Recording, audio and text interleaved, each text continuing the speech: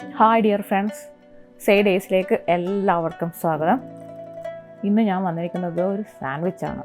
പക്ഷേ സാൻഡ്വിച്ച് സ്വീറ്റാണ്, പെട്ടെന്ന് ഉണ്ടാക്കാൻ പറ്റും, കിടിലൻ ടേസ്റ്റുമാണ്. അപ്പം നമുക്ക് വീഡിയോയിലേക്ക് പോകാം.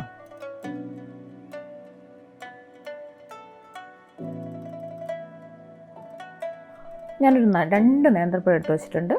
അത്യാവശ്യം നന്നായിട്ട് പഴുത്തതാണ്. പഴുത്തം ഉടഞ്ഞു പോയിട്ടൊന്നുമില്ല, നല്ല പാകത്തിനുള്ള പഴുപ്പാണ് ഇട്ടിരിക്കുന്നത്. ഇതിനെ നമുക്കൊന്ന് നടുകെ ഇങ്ങനെ മുറിച്ചിട്ട് ചെറുതായിട്ട് ഇങ്ങനെ സ്ലൈസ് ആക്കി എടുക്കാം. നിങ്ങൾക്കിപ്പോൾ കുറച്ച് സാൻഡ്വിച്ച് കൂടുതൽ ഉണ്ടാക്കണമെന്നുണ്ടെങ്കിൽ ഒരു പഴം കൂടി എടുത്തോളൂ. ഇതിപ്പം നമുക്കൊരു 5 സെറ്റാക്കാനേ ഉണ്ടാവത്തുള്ളൂ. അപ്പം നമുക്ക് ആ പഴമെല്ലാം അങ്ങനെ വാട്ടിയെടുക്കാം. നമുക്കൊന്ന് വാട്ടിയെടുക്കാം. ഞാനൊരു പാൻ ചൂടായപ്പോൾ അതിനകത്ത് ഓയിലാണ് ഒഴിച്ചു കൊടുത്തിരിക്കുന്നത്. നിങ്ങൾക്ക് വേണമെങ്കിൽ നെയ്യ് യൂസ് ചെയ്യാം, ഏത് ആണെങ്കിലും കുഴപ്പമില്ല. നമുക്കിതേപോലെ ഒന്ന് വാട്ടിയെടുക്കാം. പ്രത്യേകം ശ്രദ്ധിക്കേണ്ട ഒരു കാര്യം എന്താ വെച്ച് കഴിഞ്ഞാൽ തീ വളരെ കുറച്ച് വെക്കുക, അല്ലെങ്കിൽ പഴമാണ് പെട്ടെന്ന് കരിഞ്ഞു പോകും.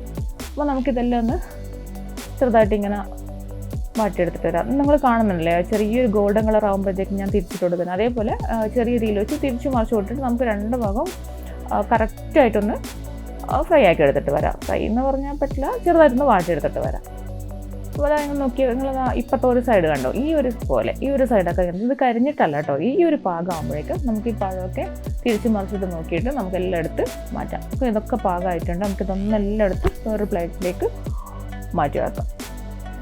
ആകാത്ത നിങ്ങൾ അങ്ങോട്ടും ഇങ്ങോട്ടും തിരിച്ചിട്ടെല്ലാം ആക്കിക്കോളും. ഇപ്പോൾ ഞാൻ കുറച്ച് നെയ്യ് ഒഴിച്ച് കൊടുത്തിട്ടുണ്ട്. അതേ പാൻ തന്നെയാണ്. ആ പാനിലേക്ക് ഞാനത് കഴുകിയിട്ടൊന്നുമില്ല, അത് മാറ്റിയിട്ട് പഴം മാറ്റിയിട്ട് അതിലേക്ക് പിന്നെയും കുറച്ച് നെയ്യ് ഒഴിച്ച് കൊടുത്തു. അതിലേക്ക് വളരെ കുറച്ച് തേങ്ങ, ഇതിപ്പോൾ ഒരു മുറിൻ്റെ അതിൻ്റെ പകുതി ഉണ്ടാവുള്ളൂ, അത്രയും തേങ്ങ എടുത്തിട്ടുണ്ട്. നിങ്ങൾക്ക് എത്ര കൂടുതൽ വേണമെങ്കിൽ കൂടുതൽ എടുത്തോളൂ. ഞാനിപ്പോൾ അത്രയും എടുത്തിട്ടുള്ളൂ. ആ തേങ്ങ നമുക്ക് നെയ്യിലിട്ട് നന്നായിട്ട് വാട്ടിക്കൊടുക്കാം. തീ ഇപ്പോഴും ലോ ഫ്ലെയിമിൽ തന്നെയാണ്. തീ ഒരിക്കലും നിങ്ങളിപ്പോൾ ഈ സമയത്തൊന്നും കൂട്ടി വെക്കേണ്ട ആവശ്യമില്ല.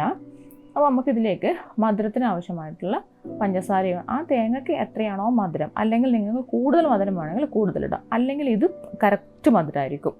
അപ്പോൾ നമുക്ക് ആ മധുരത്തിനുള്ള പഞ്ചസാരയും കൂടി ഇട്ട് കൊടുത്തിട്ട് അതും കൂടി നന്നായിട്ടൊന്ന് മിക്സ് ചെയ്തിട്ട് വരാം. ഈ തേങ്ങേൻ്റെ കളറൊന്നും മാറണ്ട, പിന്നെ നമ്മളങ്ങ് വറുത്തെടുക്കുക, അങ്ങനൊന്നും വേണ്ട. നമ്മൾ ഉന്നക്കായ്ക്കൊക്കെ ചെയ്തിട്ടില്ലേ ഫില്ലിങ്, സെയിം അത് തന്നെ. ഇപ്പോൾ അതിലേക്ക് ഞാനൊരു നുള്ളി ഏലക്കാപ്പൊടി ഇട്ട് കൊടുത്തിട്ടുണ്ട്. അതുകൂടി നന്നായിട്ടൊന്ന് മിക്സ് ചെയ്തിട്ട് നമുക്കതിവിടെ മാറ്റി വെക്കാം.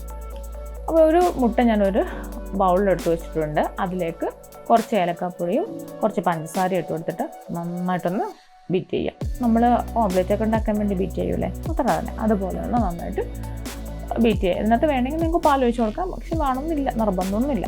അപ്പോൾ അതും കൂടി ഒഴിച്ച് കൊടുത്തിട്ട് അതേപോലെ തന്നെ പാൻ ചൂടാകുമ്പോൾ കുറച്ച് ഓയിലോ നെയ്യോ എന്താച്ചും ഒഴിച്ച് കൊടുത്തിട്ട് അത് നമുക്കൊരു ഓംലെറ്റ് ആക്കി എടുക്കുക. ഇതിന് 1 സൈഡ് മതി കേട്ടോ. നിങ്ങളത് തിരിച്ചിടൊന്നും വേണമെന്നില്ല. നമ്മളൊന്ന് നൈസായിട്ടാണ് ഉണ്ടാക്കുന്നത്. അപ്പോൾ ഇത് 1 സൈഡ് തന്നെ ധാരാളമാണ്. അഥവാ നിങ്ങൾക്ക് 1 സൈഡ് ഇഷ്ടമല്ലെങ്കിൽ മാത്രം നിങ്ങളത് തിരിച്ചിട്ടും മറിച്ചിട്ടൊക്കെ എടുത്താൽ മതി. അല്ലെങ്കിൽ ഇങ്ങനെ തന്നെ ഇതൊക്കെ മോൾ ഭാഗം സെറ്റായി വരണം. നിങ്ങൾക്കിത് മാറ്റി വെക്കാം. എന്നിട്ട് നമുക്കത് കട്ട് ചെയ്ത് വെക്കാം. അതിനുശേഷം നിങ്ങൾ ബ്രെഡ് കൂടുതലുണ്ടെങ്കിൽ മുട്ട കൂടുതൽ എടുത്തോളൂ കേട്ടോ. നമുക്കൊരു അത്ര ബ്രെഡാണോ ആവശ്യമുള്ളത് അത്രയും ബ്രെഡ് ഞാൻ എടുത്തിട്ടുണ്ട്. ഇപ്പോൾ ഞാനൊരു 4 ബ്രെഡ് എടുത്തിട്ടുള്ളൂ. നമുക്ക് വേണമെങ്കിൽ നോക്കിയിട്ട് എടുക്കാം. ഈ ബ്രെഡിൻ്റെ ബ്രൗൺ കളർ ഭാഗമൊക്കെ നമുക്കൊന്ന് മുറിച്ച് കളയാം. അത് നിങ്ങൾക്ക് കുഴപ്പമില്ലെങ്കിൽ അവിടെ ഇരുന്നോട്ടെ, അത് വേണമെങ്കിൽ നമുക്ക് മുറിക്കാം, ഇല്ലെങ്കിൽ വേണ്ട, അത്ര തന്നെ. അപ്പോൾ ഇതെല്ലാം നമുക്കൊന്ന് മുറിച്ച് കളയാം. പിന്നെ നിങ്ങൾ എൻ്റെ ചാനൽ ആദ്യമായിട്ടാണ് കാണുന്നതെങ്കിൽ സബ്സ്ക്രൈബ് ചെയ്യാനും തൊട്ടടുത്ത് കാണുന്ന ബെല്ലൈക്കൺ എനേബിൾ ചെയ്യാനും മറക്കരുത്. അപ്പോൾ അതൊക്കെ ഞാൻ മുറിച്ച് മാറ്റി എടുത്ത് വെച്ചിട്ടുണ്ട്. ഈ സൈഡൊന്നും കളയണ്ട കേട്ടോ. നമുക്കത് വേണമെങ്കിൽ ബ്രെഡ് ക്രംസ് ഉണ്ടാക്കാൻ വേണ്ടി യൂസ് ചെയ്യാം. ഇനി നമുക്ക് ഇത് സെറ്റ് ചെയ്തേക്കാം. ഇതെങ്ങനെയാണ് സെറ്റ് ചെയ്ത് വെച്ചാൽ ആദ്യം നമ്മൾ ഒരു പീസ് ബ്രെഡ് വെക്കുക. അതിലേക്ക് നമ്മൾ ആദ്യം വാട്ടി വെച്ചിരുന്ന പഴമില്ലേ, നേന്ത്രപ്പഴം, അത് ഇതുപോലെ ഒന്ന് ഏത് ഭാഗത്തിന് വെച്ച് കഴിഞ്ഞാൽ ആ ബ്രെഡ് കവർ ചെയ്യുന്ന രീതിയിൽ വെച്ച് കൊടുക്കുക. അതിൻ്റെ മുകളിലേക്ക് നമ്മുടെ ആ തേങ്ങേൻ്റെ ഫില്ലിങ് വെച്ച് കൊടുക്കുക. കോക്കനട്ട് ഫില്ലിങ്ങിൽ അത് വെച്ച് കൊടുക്കുക. അതൊന്ന് എല്ലാ സ്ഥലത്തുന്ന പോലെ നിരത്തിയിട്ട് വെച്ച് കൊടുക്കാം. ഫില്ലിങ് വേണമെങ്കിൽ നിങ്ങൾക്ക് കൂടുതൽ വേണമെങ്കിൽ കൂടുതൽ വെക്കാം. അതിലേക്ക് ആ ബ്രെഡ് നമ്മൾ ഓംലെറ്റ് ഉണ്ടാക്കിയിട്ടില്ലേ സ്വീറ്റിൽ, അത് കട്ട് ചെയ്തിട്ട് ഒരു പീസ് വെച്ച് കൊടുക്കാം. എന്നിട്ട് അതിൻ്റെ മുകളിലേക്ക് ഒരു ബ്രെഡ് ചെറുതായി പ്രസ് ചെയ്ത് കൊടുക്കുക. ഇത്രയേ ഉള്ളൂ പണി. നമ്മുടെ പണി വേഗം കഴിയും. നോമ്പ് തുറക്കാൻ നമുക്ക് പെട്ടെന്ന്, എനിക്കിന്ന് ഭയങ്കരമായിട്ട് ടയർഡായിരുന്നു, അതുകൊണ്ടാണ് ഞാൻ പെട്ടെന്ന് AC ഇത് മാത്രം ഉണ്ടാക്കാൻ വെച്ചത്. ഇനി നമുക്കത് ടോസ്റ്റ് ചെയ്തിട്ട് വരാം. പാത്രം ചൂടായപ്പോൾ ഞാൻ കുറച്ച് എണ്ണ ഒഴിച്ച് കൊടുത്തിട്ടുണ്ട്. അതിലേക്ക് നമ്മൾ ബ്രെഡ് വെച്ച് കൊടുക്കാം. എന്നിട്ട് ചെറുതായിട്ടൊന്ന് പ്രസ് ചെയ്ത് വെച്ച് കൊടുത്തിട്ടുണ്ട്. വളരെ കുറഞ്ഞ തീയിലാണ്, എനിക്ക് പെട്ടെന്ന് തെറിഞ്ഞു പോകും ബ്രെഡ് ആയതുകൊണ്ട് തന്നെ. അപ്പോൾ ഇത് രണ്ടും നമുക്കൊന്ന് തിരിച്ചു മറിച്ച് വിട്ടിട്ട് ടോസ്റ്റ് ചെയ്യാം. ഇപ്പോൾ ഒരു ഭാഗം ഏകദേശമായി വന്നിട്ടുണ്ട്. അപ്പോൾ നമുക്കൊന്ന് തിരിച്ചിട്ട് വളരെ ശ്രദ്ധിച്ചിട്ട് നിങ്ങൾ തിരിച്ചിട്ട്, കാരണം നമ്മൾ പെട്ടെന്ന് ബ്രെഡ് ആയതുകൊണ്ടേ ആ ഫില്ലിംഗ് ഒക്കെ ചിലപ്പോൾ പെട്ടെന്ന് തിരിച്ചിടുമ്പോഴേക്കും പുറത്തേക്ക് വരാൻ സാധ്യതയുണ്ട്. വളരെ ശ്രദ്ധിച്ചിട്ട് നമുക്കത് തിരിച്ചിട്ട് കൊടുക്കാം. പിന്നെ ഞാൻ ഇതിനകത്ത് കുറച്ച് ബട്ടർ എടുത്തിട്ട് കൊടുത്തിട്ടുണ്ട്.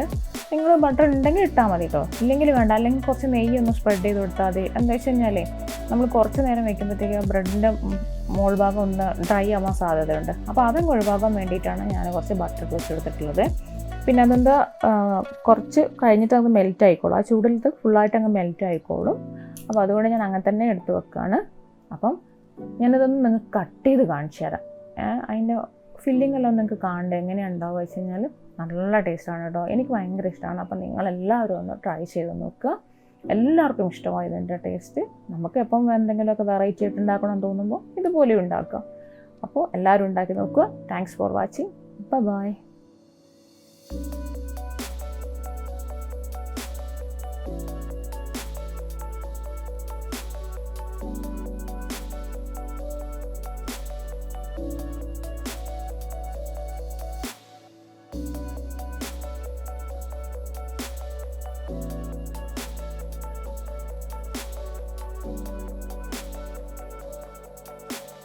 Thank you.